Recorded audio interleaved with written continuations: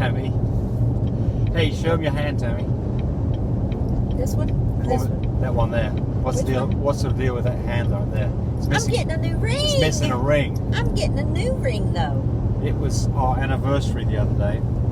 Yes. 21st. Tammy's getting a ring. How about that?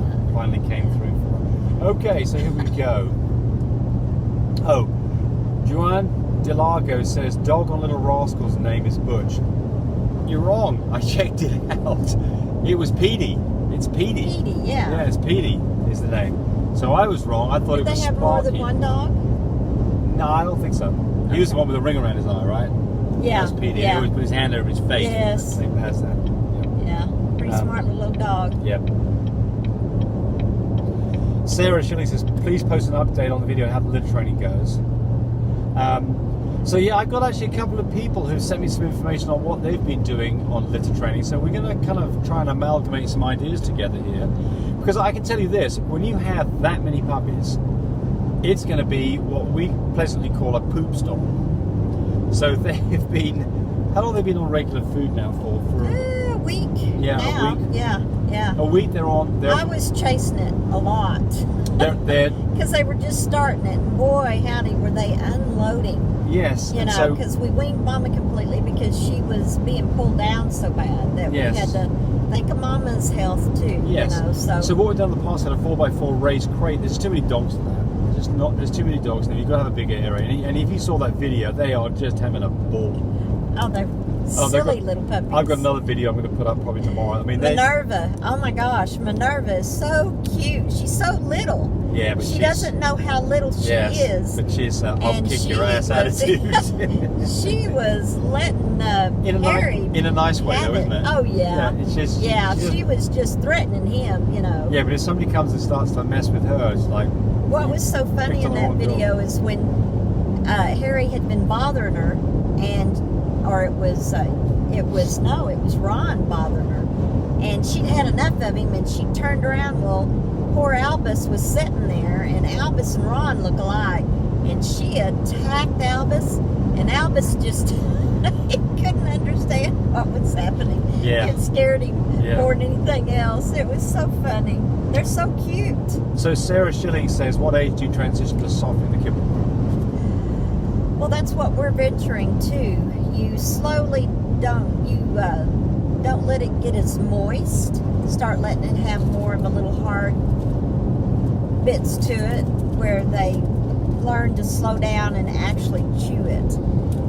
And then eventually you just leave it out for them dry like that, and then they'll pick it up and chew around on it.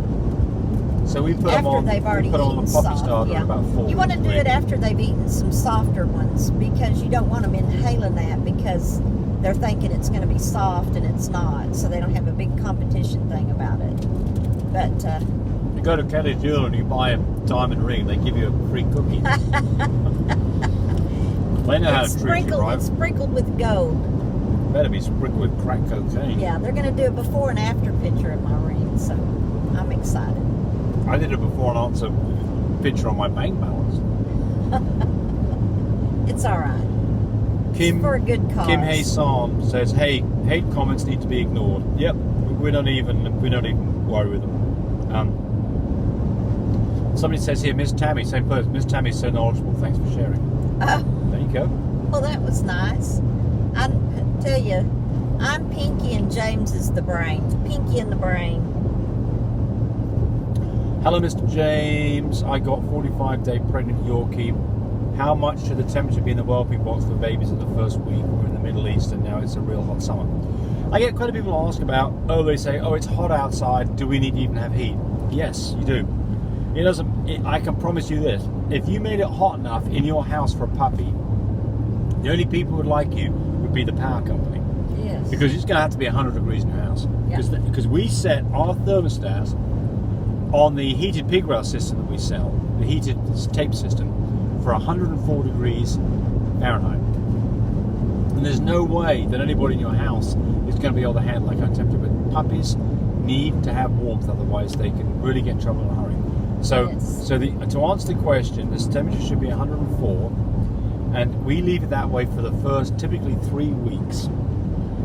people get worried about, well, won't it be too hot? Well, think of it this way. If you're on a floor that was too hot, what would you do? You just move. And that's what a puppy will do. If it gets too hot for them, they'll just move off it just a little bit into a slightly cooler area. Because where mum is not warmed up at all. Under the pig rail is nice and toasty warm. If that's a little bit too hot for them, they'll just move. They're not going to stay there and get cooked.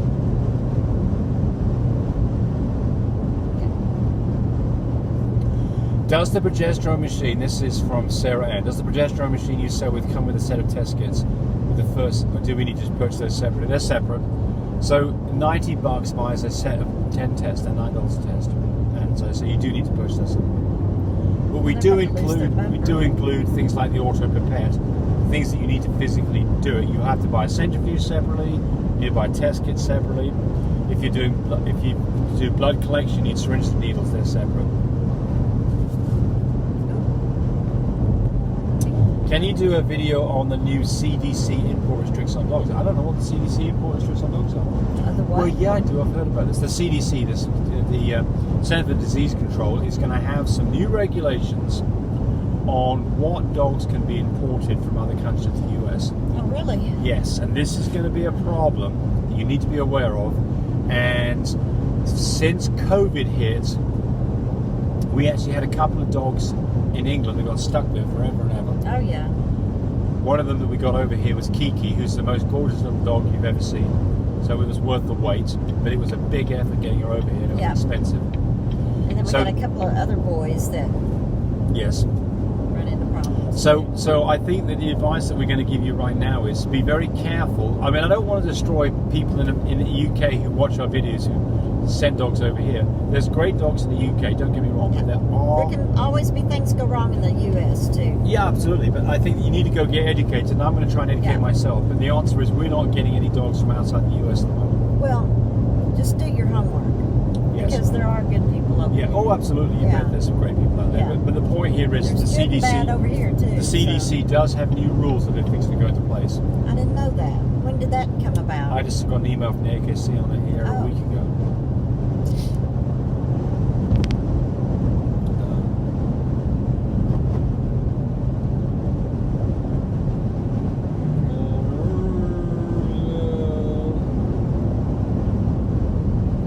Talk to them, Tammy. Talk to him. Talk. Man, what can I ask that one? Can you share about milk infection or acid milk in females and remedies? I haven't heard of acid milk before. Well, I think what we're talking about here is dogs that have bad milk. We have never ever seen a dog with bad milk. We've seen dogs that don't have milk, right? Yes. Or have very poor milk supply. Right. Or have poor milk supply for the first day or two. Milk. I think when we're talking about acid milk is milk that physically is no good and the puppies don't want to drink it or it's bad for them. Never seen it.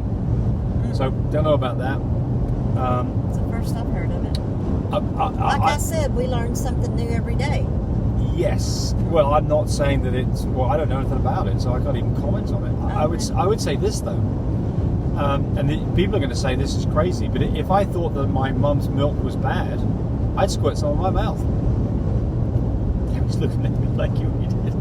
You saw me eat some dog food the other day. You know I'll do this, but I have drunk dog's milk. That's why I quit kissing him. Yeah, really. I mean, not because I'm a pervert or anything. It's not stupid stuff like that. It's just that, you know, if you think that the milk is tainted, put a little bit of it on your tongue and taste it and see if it tastes. It's not going to taste like cow's milk. It's going to, you know, goat's milk tastes very different than cow's milk. But the point is, it doesn't taste bad. And I can tell you, if you've ever tasted bad milk, and I have, it's some pretty nasty shit. Yeah. It's all glug, glug, glug, glug, and you got it in your mouth, and it's like, oh my God, I'm not swallowing that. So, alright, so I would say acid milk, I don't know about it, but I mean, I would think you ought to be able to detect that by simply tasting it stuff. You don't have to swallow it. If it does taste funny, spit it out. And then investigate. And also, there's another one. This is Levine again. Also about reasons for fading puppy syndrome. And I think we're going to spend the rest of this video talking about fading puppy syndrome. Yeah, they do. I call it a death cry because it's so sad. It is. That was before we got our incubators. That's right. So far, Mike Kelly Jewel. yes, our traveling incubators, since we've had those, I haven't heard of feigning death syndrome and that death cry. Not true. www.lovemypups. At www.mybreedersupply is where you get that traveling incubator from. But I have not heard that death cry in a while since we've had the traveling incubator. Seriously, that just dawned on me that I have not heard that. So, anymore. When you go to the vet and they say fading puppy syndrome, this is kind of like irritable bowel syndrome. You know what the symptoms are, but you don't know what the cause of it is. Yeah. So, fading puppy syndrome is a catch-all that says your dog is in trouble, your puppy's in trouble, but we don't quite know what's wrong. And it doesn't cry like this. Yeah, like that. Yeah, it's a bad place to be. Oh, yeah. It's a bad place. To get to that point, you're in trouble. Yeah. So I think the question is what can you do if you've got a puppy in trouble? And I think that's more pertinent to this question is not what is fading puppy syndrome. I think that was probably the question, was probably, reasons for fading puppy syndrome. Well, I'm not going to give you the reasons. Well, we will talk a little bit about that. We're going to talk more about what you do, because that's the more relevant thing to this conversation is what do you do if you've got a puppy that's in trouble? So the question gets to be, onion truck, you smell it? Sure do. Smells good.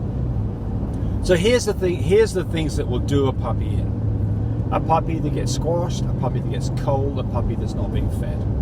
Those are the things that you have got absolute control over. Right. Puppies that have been born too early, then we see this a lot, where they have leathery looking faces. Born more than 2 days early by C-section, that's typically a really bad place to be. And those puppies will fade on you after about 2 days. You're going to start losing some or all the litter over the next week. What do you do in a situation like that? Incubator, goat's milk, tube feeding, oxygen machine. Exactly. Those are the things. If you are going to do much of this, you can't get this stuff the moment you need it. The moment you need it is now. And a puppy that's in trouble needs help now. It doesn't need help 3 hours from now. It'd likely be gone by then, or be in a much worse situation and not be able to survive. The puppy needs help now. And that means that you, if you're going to be serious about this, should invest not a lot of money. I mean, you can invest maybe $500 and have all the stuff that you need to be able to save puppies that otherwise would be in big trouble. Doesn't mean you're going to save all of them, but it means that you have a very good chance of getting puppies that would not make it to survive. So let's just talk about those things and what they are. So the first one is puppies that are not eating will refuse a bottle. And one of the first things you can do is put your finger in its mouth. If the mouth is dry, it's not warm, and they don't suckle, that's a puppy that's not going to take a bottle. You can do whatever you want, but that puppy is not going to take a bottle, and you are now on this downhill slide. You've got to get it leveled out and coming up the other way. So what do? You've got to get the puppy warmed up. How do you get a puppy warmed up? An incubator. You don't feed a cold puppy. A cold puppy, if you give it milk, that just puts more load on it. You've got to get it warmed up, right? Yeah. An incubator can get a puppy warmed up pretty quick. I mean, you've got an incubator. Get the outside warmed up and then warm up the inside. Yeah, you got a puppy that's got, losing temp.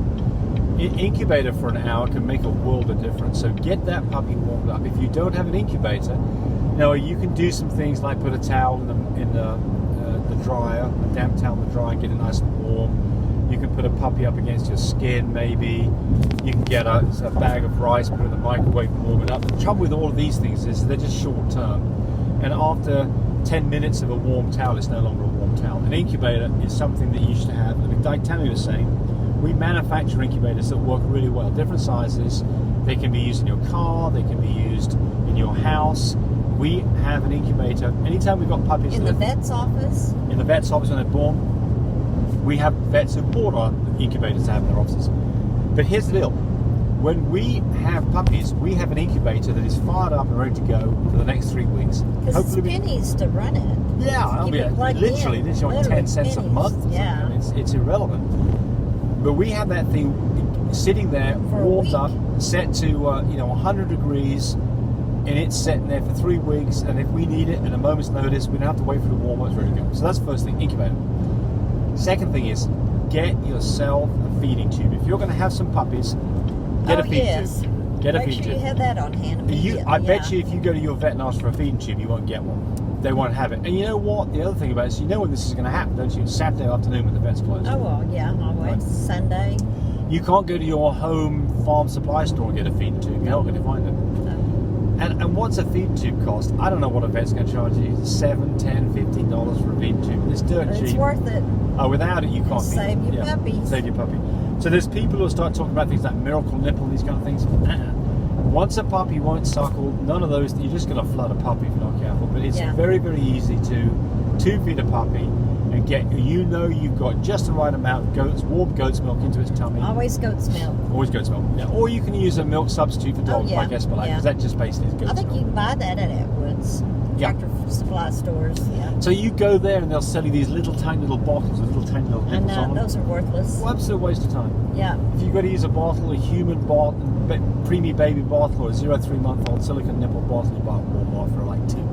Well, you know how many ounces to feed the puppy too. Whenever you weigh the puppy, when you're tube feeding, you know how many ounces to put in the puppy. So we do sell a puppy. We sell a puppy care kit that's got all of this stuff in it. It's got stethoscopes, it's got hemostats, it's got scissors, it's got dental pods, it's got Vaseline, it's got digital scales, it's got feeding tubes, it's got goat's milk. Got a little bottle in there for fun. It's got a feeding bottle. It's everything that you could possibly need is in our puppy care kit. And I hate to kind of turn these things into a selling thing, because that's not really what the videos are about. But these are things that you need. They are things you need. Exactly. Yeah. And if you don't have it, we have it. So oxygen, incubator, feeding tube, goat's milk. Okay, so then our puppy care kit gives you that and a lot more stuff. What's the other element that you need? Oxygen. So how do you get oxygen? Well, you could go to some place and go buy an oxygen cylinder. You'll need a prescription for it. And if it's human oxygen, you won't hardly find you can get it. You can't go to the hospital and get it. The vets won't have it. Plus, it's going to be on a Saturday afternoon when nobody's open. So what should you get? You should get an oxygen concentrator that you can buy on Craigslist. There's a used one for humans that costs, I think I bought them for as low as $150 and as much as $300. And I've got a video on how you... Pandemic hit, they were high. Yeah, they were harder to get, right. Yeah. They were high and hard to get, yeah. But we've got a couple of them, and we've got those, so if we get somebody who's local that's in trouble, they can come and grab one of our oxygen concentrators. But get an oxygen concentrator, because again, will you need it on this next litter that you have? Hopefully not. Ooh, that wind. If you need it and you don't have it, you're up paddle without a creek. Is that up paddle without a creek? Is that a creek without a paddle? Up creek. It's up S creek without a paddle. Up creek without a paddle. All right, what else we add to this? I still have fluffy babies. 1 little girl, 3 boys. Visual fluffies. Mom and dad are full visual fluffies. So you can call me at 580-799-1910. Talk to me. I love to talk to you. Yeah. All right. Well, as usual, we've wasted 18 minutes of your time. We apologise for that. But if you did find those 18 minutes were worthwhile, subscribe to us. Yes. Say goodbye, Tammy. Glasses. Bye. See you all. See ya. Bye.